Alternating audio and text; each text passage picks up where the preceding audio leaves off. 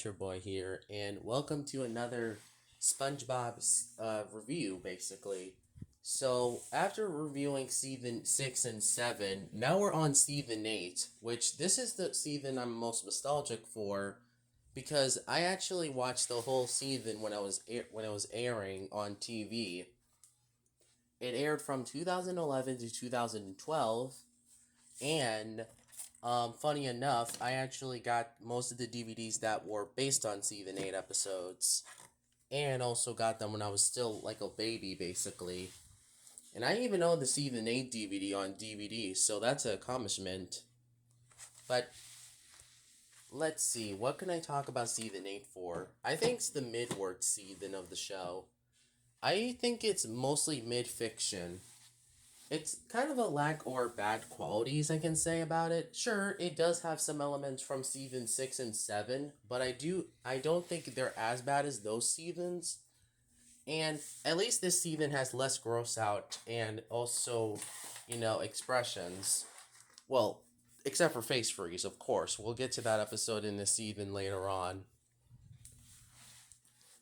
Oh yeah, I should mention, um, there will be some parts of the video where I have nothing to really talk about in these episodes. So, yeah, the first half, I think the first few episodes might have a few less things to talk about because I don't know how to describe them personally. I just think some of them are mid-word episodes. So, let's go to the first season premiere. Personally, I think accidents will happen. The episode has a good idea of Squidward trying to fake being injured, and Mr. Krabs has to be his servant to be really funny, but in execution, it's mid. Yup, this is the first mid-word episode of season 8. Yes, I may be stealing the term from Luke Vaughn, but hopefully Luke Vaughn doesn't, target, doesn't watch this video and see that I use his mid word term that he used for episodes. But I personally just like the word so much that I wish other YouTubers can use that term for an episode that they can't really say too much on. Anyway, accidents will happen is a 5 out of 10, and that's really it. It's mostly mediocre and pretty mid. The other Patty, on the other hand, I have to say it's a 4 out of 10. It feels like Best Frenemies, but worse.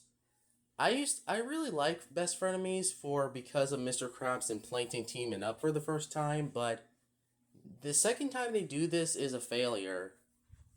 Personally, I don't like this episode. It's just it just feels like a rehash of other Patty, and also the plot hole. It also has a plot hole where SpongeBob, what turned out to be the Flabby Patty restaurant guy, which makes no sense. How can he manage to do two jobs at the same time? Is he? Wait. He can clone himself, and that's why. And maybe he has the other clone of him, basically to help the original SpongeBob, help get the formula from the original SpongeBob. That makes a lot of sense, personally. That would have made more sense if it was just a clone of SpongeBob. Would have made more sense, personally. Anyway, yeah, yeah. The other Patty is just a rehash of Best Frenemies, and that's kind of sad. Let's move on to Drive Through though, which is It's the episode with the famous music track Greenhorn Route or Rang. Greenhorn Rang is one of the most famous tracks from the show's history. It's so catchy, so wacky, and it kind of describes the episode in the modern era, kind of, where it has wackiness in it. And I always liked this track so much, and it's probably one of my favorites, actually. And it's also the Season 8 soundtrack that plays the most throughout Season 8. Hey, at least it was not just used once, just like in Porous Pursuit. Yeah, I'm looking at you, Poor Pursuit. You only played in Bubble Buddy Returns. Oh yeah, we'll get to Bubble Buddy Returns in a few hours or maybe a day or two. Because really, I have enough to. Because I really don't like that episode personally. It's probably worse than the Bubble Buddy episode, the original one. But anyway, drive through. What can I say about this one? I say that mostly that I love how every character appears here, except for Sandy and of course Mrs. Puff. But it's nice to have at least most of the characters we care about come in this episode. And this is not the first time SpongeBob has done a drive-through idea. I'm pretty sure this episode was inspired by the drive-through book. If you guys don't know, there was a book called SpongeBob Drive-Through Book, and basically it was inspired. I'm pretty sure this inspired. Um, I'm pretty sure that inspired the. Hey, you guys. I'm pretty sure the Nick Zone Drive-Through book. Pretty sure inspired the drive-through episode. Honestly, because think about it, both of them have drive-throughs in it, even though they're in execution, they're different though. But we'll get to them when we get to We'll get to that. We'll probably. I mean, if I had to be honest, I kind of prefer the story of the episode over the book personally. I'm just saying because sometimes the books are just kind of inspire a episode from the show. And this is not the first time they did this. Like for example, they kind of did this with Who Bought What Pants, but call it to For a Love of Bubbles. And that episode was not very good personally. I mean, sure, I don't think it's as bad as other people say it is, but I can see why it's hated for sure though. But anyway, anyway, any sorry, anyway, I think Drive Through is a 9 out of 10. I really like this one. I don't know why. I don't know if it's really like my. It's not my favorite Season 8 episode, but definitely one of the funniest ones from Season 8. Probably like number 6 on my Season 8 Spectrum ranking, I believe. Let's move on, please. What's next? What is next, you were wondering? What is the next best thing that you can say about the next episode? Um, hmm. The hot shot is also really good too. Yeah, hot shot is pretty good. Probably like an 8 out of 10. I do enjoy this one, and I do like the story of Mrs. Puff, SpongeBob being friends with Tony Fast Jr. sounds pretty fun and kind of sounds pretty. It sounds like an opposite of the bully, personally. And I really like this one over the bully, personally. Sure, I would have preferred some more Aaron Springer humor or fast pacing to make it like a true Aaron Springer episode. Like, because there has been other episodes where Aaron Springer has some pretty good episodes out there. I really like his episode, the Pineapple Fever episode. That was a great episode. Like, that was a all around great episode that is so enjoyable, so funny, so just good episode personally. I don't know why a lot of people hate this episode. I mean, there is people who hate it, like Mr. Enter, Pie Guy Rules, and Kate Turner. Wait, is it called Kate Turner? Probably should. I probably should search up I guess I should search up the channel. I can see why they hate the episode, but honestly, I don't see the really hate for it personally. I can see if it was because of some things in the episode being kind of wrong. Oh, I found Kate Turner, but it's not that I'm complaining that he gave it a bad score, but to be fair, I kind of wonder what could be the reason that he kind of hates this episode. I mean, at least with Pie Guy Rules though, at least Pie Guy Rules though, kind of he gave a good reason of why he dislikes that episode. And also the other thing is that unlike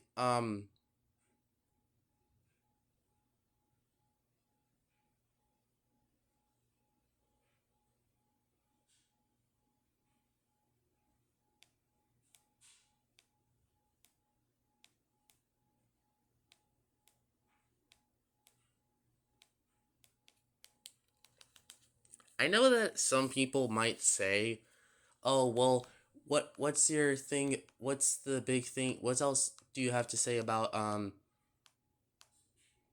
the hot shot?" Honestly, nothing. It's pretty good, but I don't think it's as good as, Bumper to Bumper, which is season nine's boating school episode. I really like that one personally more over this one due to SpongeBob's conscience going a little more.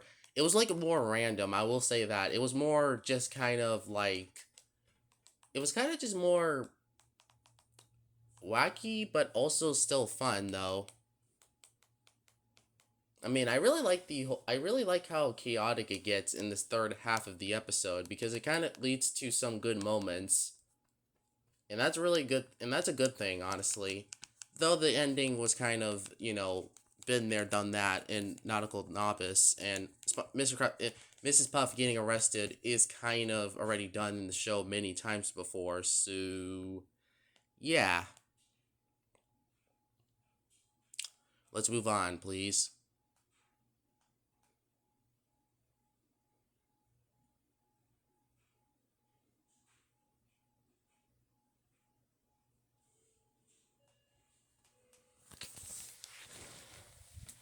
A friendly game is decent. I don't have too much to say about this one as well as probably the next one, but I do like this episode, but it's not one of my favorites either. A good 6 out of 10. I do think it's a good concept, but there is some. I wish it was more potential with the gags that they could have done.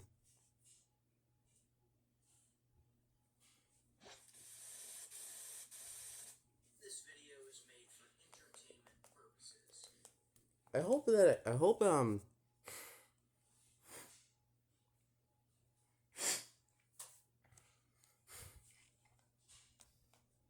okay, I think I am I think a friendly game is decent, but like I said, I have nothing much to say about this one either. So, 6 out of 10? Yeah. Sentimental Sponge, on the other hand, it could have been better either. It's another one of those episodes that I see a good concept, but I feel like in another era of the show, it could have been better. For example, um, I'll probably show some footage of Luke Vaughn saying that it could have been easily a pre-movie or post-sequel episode because because really I can't really add to that conversation of yes, it definitely deserves it to be in any other era of the show besides post movie era. So I'll let him explain. Well, I'll probably just show some footage of Luke Vaughn saying that because really, like I said, I have nothing much to say about this one either. Because like I said, I think it would have been better. Any other era of the show, not gonna lie. Yeah, let me show. Think I want to start now. Good, but not great. Due to the slow pacing of a lot of scenes, I think this would have benefited from being in any other era of the show, not gonna lie. Pre-movie would have probably delved into SpongeBob's personal connections with his items, and post-sequel would have pushed and exaggerated this concept to a visually jaw-dropping degree. What we end up getting is a weird middle ground mishmash of both.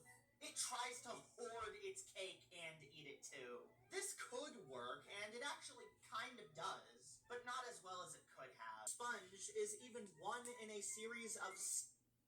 Yep, that's it. Yep. Honestly, yeah, I have nothing to really say about that because really, yes, it could have actually been a pre-movie episode. Though it's kind of weird how this episode and Oral Report also have a similar thing of this could have been in a different era of the show because it definitely would have been better if it was in a different era of the show, like post sequel or pre movie. And honestly, Sentimental Sponge feels like a pre movie episode than really a season 8 episode.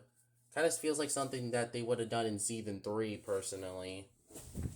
But that's I'm not trying to say that it's like fully a season 3 episode. It still has like that slow pacing that season 7 also did, but thankfully season eight's pacing may be slow, but I prefer the slowness of season 8 over season 7 because there is still some good things about season 8 I can say over season 7 at least.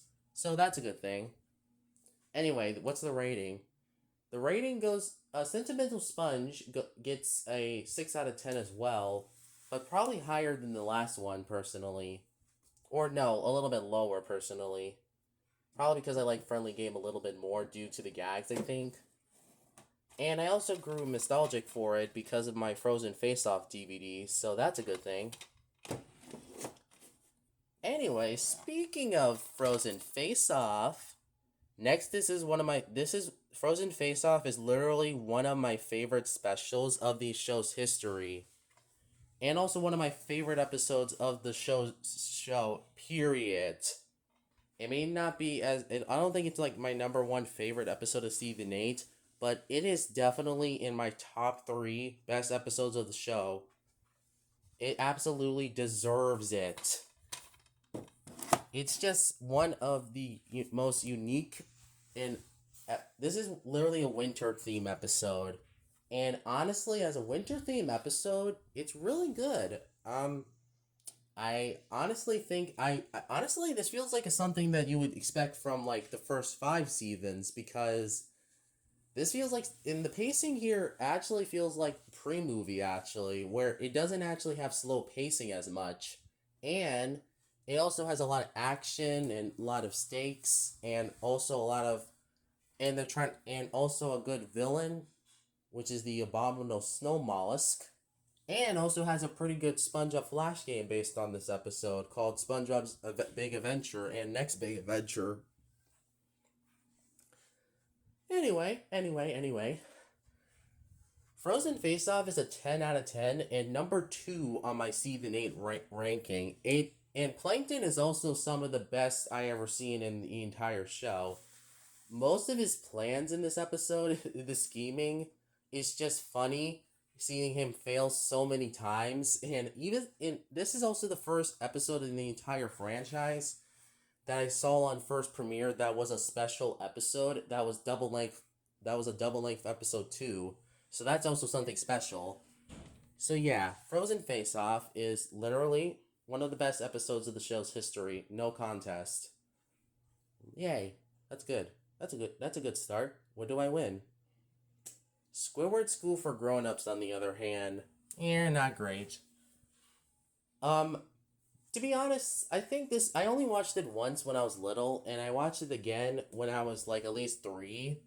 But then I just stopped watching the episode, or at least actually no, I watched it 3 times. First when it first aired on Nickelodeon, second on my season 8 DVD in March of 2013. And then finally, I watched it in September of 2017 or 18 when it was on Nick.com, when it was paired up with Oral Report, which I also have 3 watches of. Um, Honestly, after rewatching it again for the 4th time, I still don't really have nothing to say about this one. I think the concept is good, but I feel like a lot of the pacing and kind of I feel like they could have had more mature gags or, more substance to make it funnier. And I get what this one is trying to go for, is that trying to be yourself. Well, try to be live your life to the fullest. Well, not fullest. Live for the life that you are right now and enjoy it for while it lasts, because it won't be forever. Which is a good lesson, I should say. That is a good lesson for kids, to be fair. So, 6 out of 10. Nothing to really say about this one. Oral Report. Oh boy, I have a lot of... Oh boy. I'm gonna get a lot of flack for this one. I love Oral Report. Sue me. I love so much of Oral Report. It makes me laugh like a hyena. It's just... Patrick is the best part of this episode, man. He makes me laugh every time I rewatch this one. And that's why he's the thing that keeps this episode from being a 7 out of 10 to a absolute 8 out of 10. And it's very underrated too, because unlike Procrastination, I think this one is also, this feels like it would have fit in the pre-movie era, actually. Because imagine if this was a pre-movie episode in season 2 or 3. I'm pretty sure a lot of people would also like that episode, version of that episode. But anyway, I think that's really I have to say about that one. good episode. 8 out of 10. I really like this one. I know a lot of people do not like this one, but I personally found it to be relatable and funny. And Patrick is the main reason why I love this one. Sweet and sour squid. Yep, this is the lame Squidward in Plankton episode of Season 8. Because, honestly, you know what? How is the Squidward episode in Plankton episode by Casey Alexander, Zeus Service, and Richard Purcell, the same writing team who also made A Pal for Gary, Pal for Gary, Fungus Among Us, and Big Sister Sam, by the way, is better than the Aaron Springer and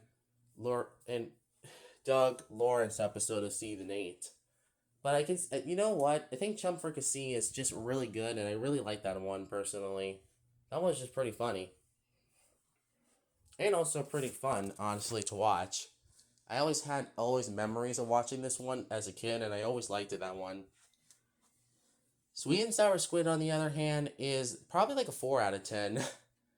No, at least I will say this, though. It has some of Aaron Springer's writing that I do like. But, still, it doesn't feel it feels like a useless episode, really. And I'm pretty sure go watch that play episode, Are You Afraid of Snippies, from season 15, because I'm telling you, that episode clears this one. And that makes Sweet and Sour Squid look less and less to exist. It doesn't need, this episode does not need to exist, but it's an Aaron Springer episode, so I guess I can forgive her for that at least. But definitely not one of my favorite Aaron Springer episodes.